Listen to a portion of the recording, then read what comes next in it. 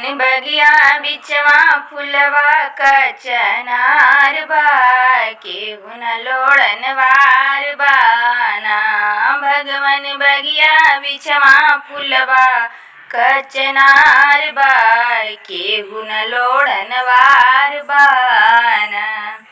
फुलवा लोड़े अंतरयामी जिनकर पार्वती है नारी। फुलवा लोड़े अंतरयामी जिनकर पार्वती है नारी। जिनके हथवा बिचवा डामरू निशान बा केहू न लोड़न वार बाना।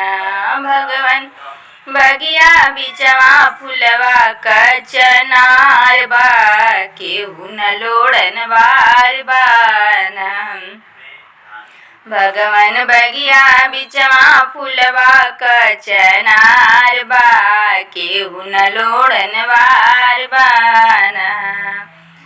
फुलवा लोड़े अंतरयामी जिनकर लक्ष्मी हाई नारी। फुलवा लोड़े अंतरयामी जिनकर लक्ष्मी हाई नारी। जिनके हथवा बिचवा चक्र निशान बा केहू न लोड़न वार बाना। जिनके हथवा बिचवा कमल निशान बा केहू न लोड़न वार बाना। भगवन बगिया बिचवा फुलवा कचनार बा केहू न लोड़न वार बाना। फुलवा लोड़े अंतरयामी जिनकरी राधिका हाई रानी। फुलवा लोड़े अंतरयामी जिनकरी राधिका हाई रानी। जिनके हथवा बिचवा मुरुली निशान बा केहू न लोड़न वार बाना।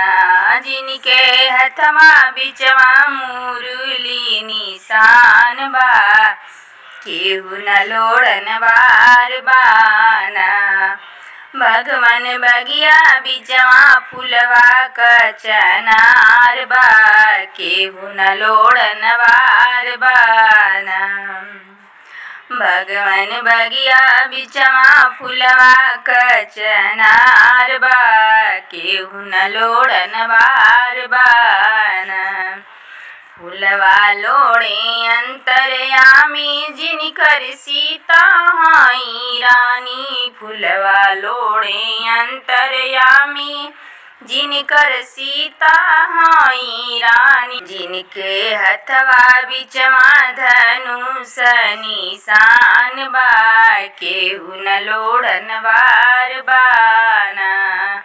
जिनके हथवा बिचवा धनुष निशान बा केहू न लोड़न वार बाना।